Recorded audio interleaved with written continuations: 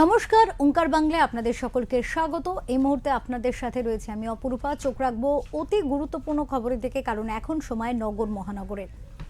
Vote পর্ব মিটলেও বঙ্গ রাজ্য এবং রাজনীতি এখন কিন্তু তোলপাড় একটি বিষয় নিয়ে, স্ট্রংরুম ইস্যু। স্ট্রংরুমে পাহারা বিতর্ক।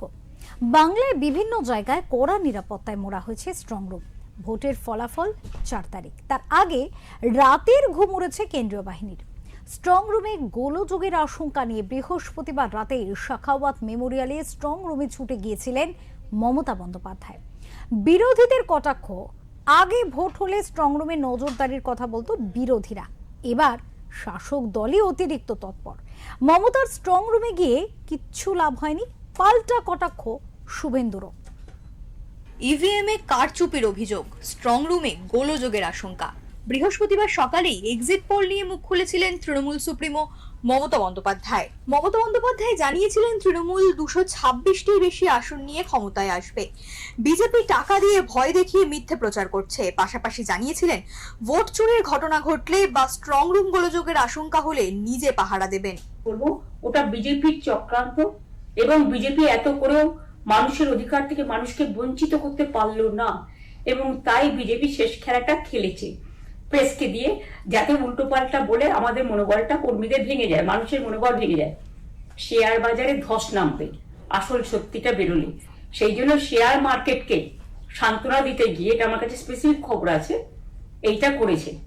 এবং আমি পরিষ্কার বলছি, 2016তেও সেম জিনিস হয়েছে, 2021এও সেম জিনিস হয়েছে। ওরা কিন্তু বারবার করে যা এক্সিট পোল যা দেখিয়েছে, টোটালটাই দেখিয়েছে বিজেপির কথায়। এবং আজকে তো আপনারা জানেন, নিরপেক্ষতা বলে ভারতবর্ষে কিছু নেই, সব একপক্ষ হয়ে গেছে।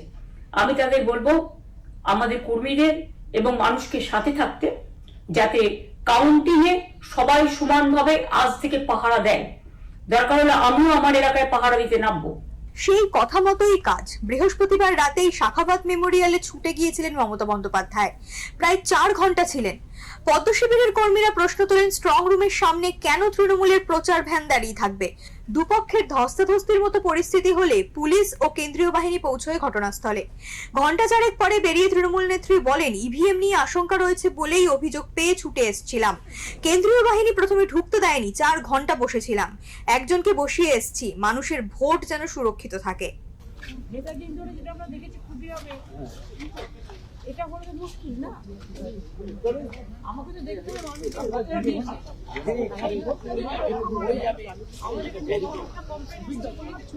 আস্তে আস্তে, এবং আমি তো 3 ঘন্টা এখানে থেকে 4 ঘন্টা, তারপর আমি বসি একজনকে, তারপরে আমি দেখি ইভিএম কারচুপির কোনো আশঙ্কা করছেন? আর সেই জন্যই তো, কারণ ওখানে একমাত্র ওয়ান সাইডেড কথা। দিদি, এই যে রাজ্য পুলিশকে ঢুকতে দেওয়া হলো না, এর মধ্যে এর মধ্যে দেখুন, আমি এর মধ্যে কোনো কথা বলতে চাই না, কারণ রাজ্য পুলিশ নিজেরা যদি নিজেদের দায়িত্ব পালন না করে, এখন তো আমার হাতে নেই, ইলেকশন কমিশনের আছে, তো তারা যদি নিজেদের দায়িত্ব তারা পালন করতে না পারে, তাদের ব্যর্থতা। বিরোধীদের কটাক্ষ, আগে ভোট হলে স্ট্রং রুমে নজরদারির কথা বলতো বিরোধীরা, এবার শাসক দলই অতিরিক্ত তৎপর। তবে কি এবার পাশা পাল্টাবে? তবে ভোটের ফলাফল নিয়ে আশাবাদী শুভেন্দু অধিকারী। তিনি জানান, এক্সিট পোল নয়, প্র্যাকটিক্যাল পোল হলো বিজেপি বাংলায় ক্ষমতায় আসছে, তাই মমতা স্ট্রং রুমে গিয়ে কিচ্ছু লাভ হয়নি। আমার এক্সিট পোল দেখার দরকার নেই, আমি প্র্যাকটিক্যাল পোল বলে দিচ্ছি বিজেপি আসছে। এত হাই অ্যান্ডকে ইনকামবেন্সি আমি 11তেই দেখিনি, কিন্তু 11তে পরিবর্তনের অনেকের মধ্যে একজন ছিল না। না বলেছে 300 পেলেও অবাক হবে। 300 কেন বলছেন? ঘুমানো দরকার না দাদা, এত টেন্সড হয়ে যাচ্ছেন কেন? মমতার কথা মতোই শুক্রবার সকাল থেকে বাংলার একাধিক জায়গায় স্ট্রং রুমে কড়া নজর তৃণমূল নেতা ও কর্মীদের।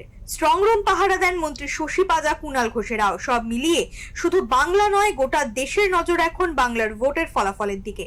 4 তারিখ বোঝা যাবে বাংলার মসনদে কে বসবে। ব্যুরো রিপোর্ট, ওঙ্কার বাংলা। স্বাভাবিকভাবে এ বিষয়ে কিন্তু প্রশ্ন থাকছে অনেক। নির্বাচনের পরবর্তীতে এই সময় স্ট্রং রুম ইস্যু একটা রাজ্য রাজনীতির শক্ত জায়গা হয়ে রয়েছে, এবং এই নিয়ে উঠছে একাধিক প্রশ্ন। এ বিষয়ে আমরা কথা বলবো আমাদের এডিটর ইন চিফ ওঙ্কার বাংলার এডিটর ইন চিফ বিপ্লব দাসের সাথে। আমরা দাদার কাছে আসব এবং এই বিষয়ে যে প্রশ্নে প্রথমেই আসব যে নির্বাচন পরবর্তী সময়ে এই মুহূর্তে রাজনৈতিক ইস্যু রয়েছে স্ট্রং রুম এবং তার নিরাপত্তা নিয়ে একাধিক প্রশ্ন, বিরোধী শাসক বিরোধী একটা তরজা তৈরি হচ্ছে, কিন্তু এই সার্বিক পরিস্থিতির পিছনের রাজনীতিটা ঠিক কি, এই বিষয়ে আসবো। দেখো অপরূপা, ভোট মিটে গেছে বুধবার, বৃহস্পতি শুক্র, আজকে শুক্রবার। বৃহস্পতিবার দুপুরের পর থেকে একটি সংবাদ মাধ্যমে, সমাজ মাধ্যমে তৃণমূল নেত্রী মমতা বন্দ্যোপাধ্যায় একটি বক্তব্য পেশ করেন, যেখানে তিনি বলছেন সমস্ত প্রার্থী কর্মীরা স্ট্রং রুমে পাহারা দেবে, স্ট্রং রুমের নিরাপত্তা নিয়ে তিনি প্রশ্ন তুলে একটা ভিডিও সমাজ মাধ্যমে দেন। তারপরেই আমরা কি দেখলাম যে কলকাতায় যে ক্ষুদিরাম অনুশীলন কেন্দ্র, যেখানে 7টি বিধানসভা কেন্দ্রের, উত্তর কলকাতার যে 7টি বিধানসভা কেন্দ্র, সেই বিধানসভা কেন্দ্রের গণনা হওয়ার কথা, সেই স্ট্রং রুম সেখানে এসছেন শ্যামপুর কেন্দ্রের প্রার্থী শশী পাজা এবং কুণাল ঘোষ, তিনি যেমন তৃণমূলের মুখপাত্র তেমনি বেলেঘাটার তৃণমূল প্রার্থী। তারা এসে সোজাসুজি সেই স্ট্রং রুমের যে গেট সেখানে বসে গেলেন, অভিযোগ করছেন যে ভেতরে কেউ গেছে। তো এইটা নিয়ে যে চাপান উত্তর নির্বাচন কমিশনের সঙ্গে হচ্ছিল, তারপরে সঙ্গে সঙ্গে কিছুক্ষণ বাদে বিজেপির তরফ থেকেও তাপস রায় এবং চৌরঙ্গীর কেন্দ্রের যিনি প্রার্থী, এই দুজন মিলে কিন্তু ওখানে চলে আসেন এবং চলে আসার ফলে একটা দুই গোষ্ঠী, বিবাদমান গোষ্ঠী স্লোগান পাল্টা স্লোগানে উত্তপ্ত হয়ে ওঠে। পরে নির্বাচন কমিশন বিবৃতি দিয়ে জানায় যে এখানে কোনো রকম নিরাপত্তা নিয়ে কোনো প্রশ্ন হবে না, সবটাই নিরাপদ রয়েছে। কিছু ওই পোস্টাল ব্যালটের কাজ চলছিল, যেগুলো সেগ্রিগেশন করা হচ্ছিল, মানে বিভিন্ন কেন্দ্রে সেটা যাবে, তো সেটা নাকি নির্বাচন কমিশনের তরফ থেকে সমস্ত দলকে মেল করে বলেও দেওয়া হয়েছে।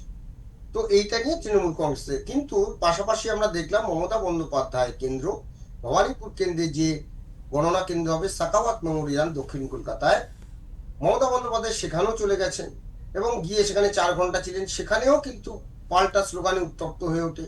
মমতা বন্দ্যোপাধ্যায় রাত 12টা পর্যন্ত সেখানে ছিলেন। তো এখন প্রশ্ন হচ্ছে যে কেন এরকম একটা পরিস্থিতি তৈরি হলো বা তৈরি করা হচ্ছে। আমি যদি দেখো, নজরে দুটো কলকাতার কেন্দ্র থাকলেও আজকে যদি দেখা যায় যে আমরা সকালে দেখিয়েছি আমাদের এই চ্যানেলে যে বেহালাতেও কিন্তু, যেখানে বিহারীলাল যে কলেজ, যেখানে বেহালা পূর্ব এবং পশ্চিমের গণনা হবে, সেখানেও কিন্তু অভিযোগ করেছে বিজেপি যে গামছা পরে কেউ ঢুকছে এবং সেই ভিডিও আমরা দেখেছি যে কোনো নিরাপত্তা ছাড়া। অর্থাৎ এই নিরাপত্তা নিয়ে কিন্তু শুধু যে তৃণমূল বলছে তা নয়, বিজেপিও কিন্তু অভিযোগ করছে এবং জেলাতেও কিন্তু এই অভিযোগ চলছে, অভিযোগ পাল্টা অভিযোগ চলছে। বিষয়টা হলো কেন এটা এই জন্য চলছে, 2021 সালে নির্বাচন বা 2024 সালে লোকসভা নির্বাচন আমরা যদি দেখি, বহু জায়গাতে কাউন্টিং কেন্দ্রে, গণনা কেন্দ্রে কিন্তু এরকম গন্ডগোল হয়েছিল এবং গণনা কেন্দ্রে ইভিএম বদলা বদলি নিয়ে নানান প্রশ্ন, নানান অভিযোগ ছিল, কিন্তু সেই অভিযোগ তখন দেখা হয়নি। বিশেষ করে যদি আমরা দেখি 2021 সালে নন্দীগ্রামে যে নির্বাচন হয়েছিল মমতা বন্দ্যোপাধ্যায় বনাম শুভেন্দু অধিকারী, সেখানেও কিন্তু কাউন্টিং এর একটা প্রশ্ন চিহ্ন উঠেছিল এবং আমরা জানি প্রথমে মমতা বন্দ্যোপাধ্যায়কে কোনো একটা সংবাদ মাধ্যমের তরফ থেকে, নিউজ এজেন্সির তরফ থেকে বলে দিয়েছিল যে মমতা বন্দ্যোপাধ্যায় জয়ী হয়েছে। তারপরে প্রায় ঘন্টা 3 কোনো ট্রেস পাওয়া যায়নি, কোনো খবর পাওয়া যায়নি। পরে জানা যায় যে 1956 ভোটে শুভেন্দু অধিকারী জয়ী হয়েছে এবং সেই জয় নিয়ে মামলাও হয়েছে তৃণমূলের তরফ থেকে। সেই মামলার কিন্তু আজ অব্দি নিষ্পত্তি হয়েছে কিনা জানি না, আর একটা বিধানসভা ভোট চলে এলো। তো এই যে কাউন্টিং এর জায়গাটা এবারে কিন্তু খুব গুরুত্বপূর্ণ জায়গা। কারণ হচ্ছে এইবারে কাউন্টিংটা নির্বাচন কমিশন যেমন নিরাপত্তা যেভাবে করে প্রথম দফা দ্বিতীয় দফা নির্বাচন করেছে, সেই সঙ্গে রক্তপাতহীন অবাধ শান্তিপূর্ণ নির্বাচন করেছে। হয়তো 2-1টা ছোটখাটো ঘটনা ঘটেছে, সেগুলো হবেই ভোটের সময়। তেমনি কাউন্টিংটাও এবারে কিন্তু একদম অন্য ধাঁচে করছে তারা। যেমন 108টা কাউন্টিং সেন্টার ছিল 2008-এ, 2021-এ, সেটা কমিয়ে কিন্তু নিয়ে আসা হয়েছে ৭৭টা। প্রথমে বলা হয়েছিল ৮৭, তারপর সেটা ৭৭ হয়ে গেছে, অর্থাৎ কাউন্টিং সেন্টার কমানো হয়েছে। এবং প্রত্যেক কাউন্টিং সেন্টারে যে সেক্টর অফিসার বা যিনি থাকবেন দায়িত্বে, সুপারভাইজার যিনি থাকবেন, তিনি হচ্ছে কেন্দ্রীয় সরকারের কর্মী। কেন্দ্রীয় সরকার, এখানে রাজ্য সরকারের কর্মীদের রাখানো হয়নি। এবং এই তিনটে বিষয় নিয়েই কিন্তু, অর্থাৎ একদিকে হচ্ছে যে কাউন্টিং সেন্টার কমানো, আরেকদিকে হচ্ছে যে কেন্দ্রীয় সরকারি কর্মীদের কেন করা যাবে না, এইটা নিয়ে কিন্তু অলরেডি হাইকোর্টে মামলাও হয়েছে, মামলা কিন্তু খারিজ হয়ে গেছে। তো ফলে এই বিষয়টাকে সামনে রেখে দুপক্ষই চাইছে, এটা হচ্ছে স্নায়ুর লড়াই যেটা হয় আর কি। এখন তো স্নায়ুর লড়াই, কারণ এই যে মাঝখানে যে আমাদের নির্বাচন হয়ে গেল 29 তারিখ, প্রথম দফা হলো 23, তার মাঝে একটা বাফার চলছিল, আবার হলো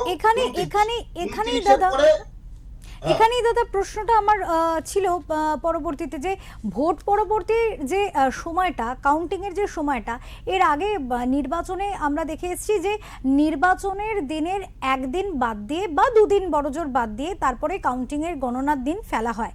কিন্তু এবারে এই যে এতটা টাইম, নির্বাচন বুধবার দিন হয়েছে, তারপরে মাঝে 4টে দিন বাদ দিয়ে সোমবারে গিয়ে গণনার, মাঝের এই বাফারিং টাইমটা এত বাড়িয়ে দেওয়ার পিছনের কারণটা কি?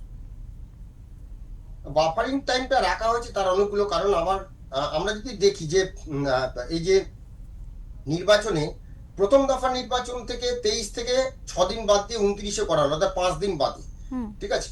তেমনি এখানেও কিন্তু বাফারিং টাইমটা এই জন্য রাখা হয়েছে যে প্রথমত হচ্ছে যে এইবারে যে কেন্দ্রীয় বাহিনী আনা হয়েছে, প্রথমত উত্তরবঙ্গে ভোট হয়েছে, দক্ষিণবঙ্গের কিছু 2-1টি জেলা এবং যেটা হচ্ছে আমাদের রাঢ়বঙ্গ অর্থাৎ জঙ্গলমহল, এই পার্টটা ভোট হয়েছে। এখান থেকে পুরো নিরাপত্তা, কেন্দ্রীয় নিরাপত্তা বাহিনীকে নিয়ে এসে আবার দক্ষিণবঙ্গে ভোটটা করানো, তো তার একটা পরিকল্পনা। সেই সঙ্গে আবার দক্ষিণবঙ্গে ভোট হওয়ার পরে শুধু তাই নয়, এর পেছনে দুটো কারণ। একটা হচ্ছে নিরাপত্তা, যে আবার এই নিরাপত্তা কর্মীদের বিভিন্ন জায়গায় দিতে হবে, কারণ ভোটের রেজাল্ট বেরোলে তার ভোট পরবর্তী সন্ত্রাসের হওয়ার সম্ভাবনা আছে। ফলে এই যে নিরাপত্তা ব্যবস্থাটাকে ঠিকঠাক করে নেওয়ার জন্য যেমন এক, দ্বিতীয়ত হচ্ছে এখানে যেটা রাখা হয়েছে যে যদি কোনো সমস্যা হয়, যদি কোনো কেন্দ্রে কোনো সমস্যা হয়, তাহলে সেক্ষেত্রে রিপোল করতে হবে। রিপোল চাইলে তাহলে কিন্তু সেগুলো স্ক্রুটিনি করে ঠিকঠাক মতন, যাতে হ্যাঁ সত্যিই রিপোল করাতে হবে, সেই জন্য। যেমন প্রথম দফার ক্ষেত্রে কিন্তু হয়নি, দ্বিতীয় দফার ক্ষেত্রে কিন্তু এই যে রিপোলের দাবি করা হয়েছিল, সেই জন্য কিন্তু ইতিমধ্যেই এই যে দুটো দিন, অর্থাৎ বৃহস্পতি এবং শুক্রবার, এই দুটো দিন কিন্তু পুরো স্ক্রুটিনি করে বেশ কিছু কেন্দ্রে রিপোল হবার সম্ভাবনা কিন্তু বলা হচ্ছিল।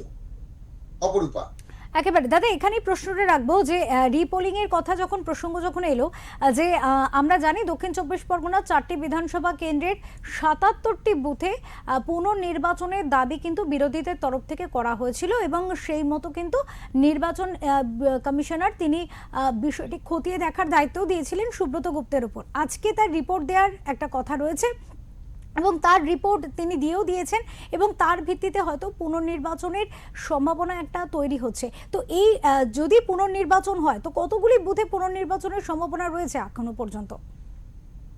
এই মাত্র যেটা খবর এলো যে আগামীকাল অর্থাৎ 2রা মে 2টি বিধানসভার 15টি বুথে পুনর্নির্বাচন হবে।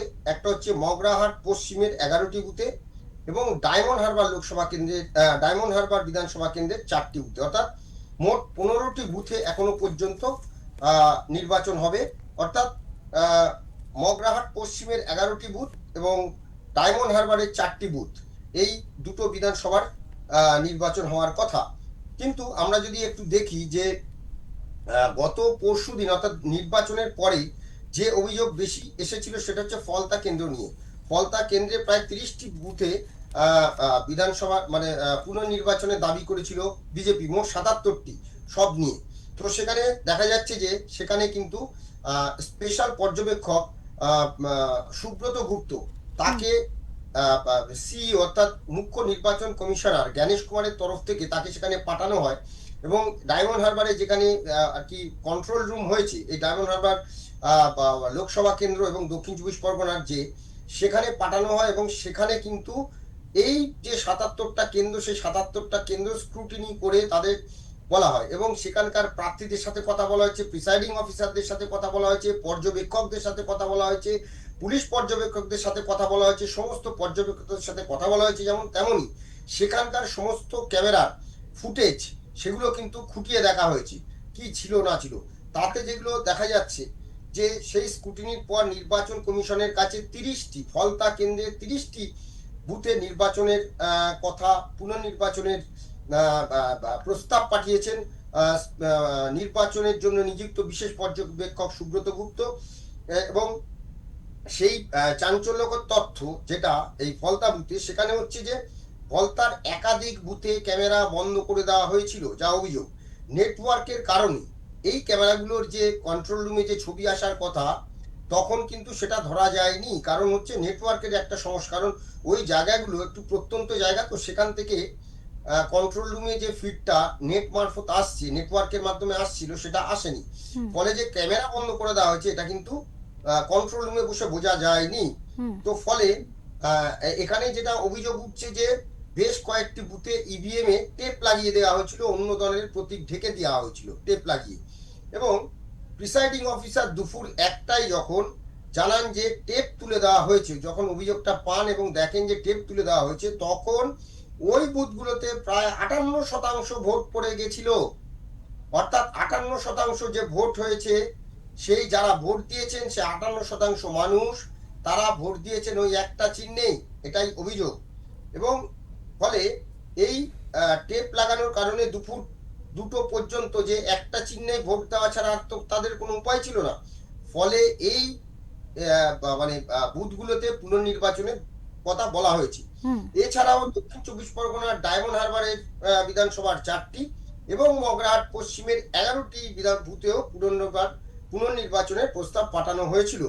কিছুক্ষণ আগে এটা কিন্তু কনফার্ম করা হয়েছে নির্বাচন কমিশনের তরফ থেকে যে আগামীকাল এই ডায়মন্ড হারবারের 4টি এবং মগরাহাট পশ্চিমের 11টি বুথে পুনর্নির্বাচন করা হবে। এবং বাকি যে ফলতার যে বুথগুলো, অর্থাৎ 30টা যে বুথ ফলতার, সে বুথগুলো কিন্তু এখনো সেটা কমিশন জানায়নি। সম্ভবত ফলতার বুথটা পরশুদিন অর্থাৎ 3রা মে সম্ভবত ভোট হওয়ার সম্ভাবনা আছে, কারণ সেগুলো কিন্তু এখনো আরো সব খুঁটিয়ে দেখার কাজ চলছে, তথ্য সংগ্রহের কাজ চলছে, যা জানা যাচ্ছে সূত্র মারফত। আমি জানি না রাত্রেবেলাও হয়তো এটা আপডেট হতে পারে। আমরা যখন এই প্রতিবেদনের কথা বলছি তখন পর্যন্ত 15টা বুথ, অর্থাৎ 4টে ডায়মন্ড হারবার এবং 11টা হচ্ছে মগরা পশ্চিম।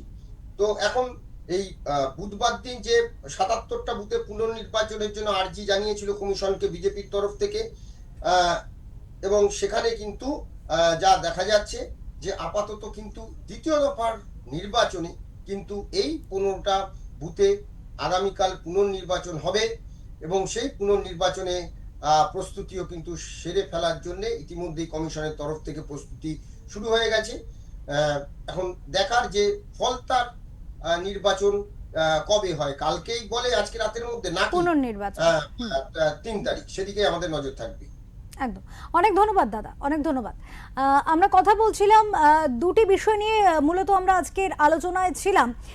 এক হচ্ছে যে নির্বাচনের পরবর্তীতে স্ট্রং রুম ইস্যু, স্ট্রং রুমে নিরাপত্তা সঠিকভাবে রয়েছে তো? স্ট্রং রুমে কোথাও গিয়ে একটা চাপানোতর পরিস্থিতি তৈরি হচ্ছে, যা নিয়ে ইতিমধ্যে শাসক বিরোধী তরজা শুরু হয়ে গিয়েছে। এবং স্ট্রং রুমের এই রাজনীতিটা যেমন আমরা একদিকে বুঝলাম, অন্যদিকে কিন্তু আরও একটি বিষয় বুঝলাম যে সেখানে পুনর্নির্বাচনের কিন্তু একটা দাবি জানানো হয়েছিল বিরোধীদের তরফ থেকে। এটা জানানো হয়েছিল দক্ষিণ 24 পরগনার 4টি বিধানসভার 77টি বুথে। যদিও এই মুহূর্তের যে খবর রয়েছে, যা আপনাদের সামনে ওঙ্কার বাংলার এডিটর ইন চিফ তুলে ধরলেন, যে এই মুহূর্তে দাঁড়িয়ে কিন্তু মগরাহাট পশ্চিমের 11টি এবং ডায়মন্ড হারবারের 4টি বুথে পুনর্নির্বাচন হবে।